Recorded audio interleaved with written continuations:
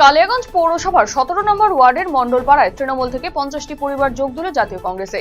দলের শহর কংগ্রেস সভাপতি তুলসী জয়সওয়াল, ব্লক কংগ্রেসের সভাপতি সুজিত দত্ত সহ দলের অন্যান্য বিশিষ্ট নেতৃত্ব এদিনের কর্মসূচিতে উপস্থিত ছিলেন।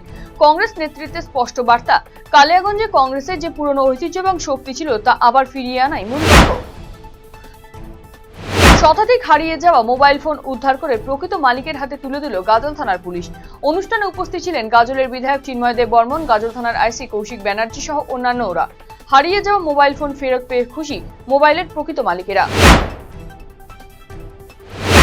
পাচারের আগেই ফাঁসি দেওয়ার গাঁজা সহ গ্রেফতার 3 ব্যক্তি। এদিন গোপন সূত্রে খবরের ভিত্তিতে অভিযান চালিয়ে ফাঁসি দেওয়া মোহাম্মদ বক্স মোড়ে অভিযান চালায় ফাঁসি দেওয়া থানার পুলিশ।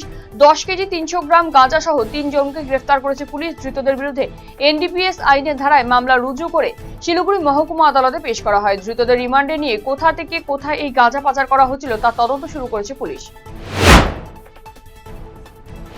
বিহার থেকে আসামে গরু পাচারের ছক বানচাল করল ফাঁসি দেওয়ার বিধাননগর থানার পুলিশ। 20টি গরু সহ গ্রেফতার এক পাচারকারী। ধৃতের নাম পুরুষোত্তম কুমার। অপরদিকে উদ্ধার গরুগুলিকে খোয়ারে পাঠানো হয়েছে। ধৃতকে শিলিগুড়ি মহকুমা আদালতে পাঠানো হয়েছে এবং এই গরু পাচারের সঙ্গে আর কে বা কারা জড়িত রয়েছে তার তদন্ত শুরু করেছে ফাঁসি দেওয়ার বিধাননগর থানার পুলিশ।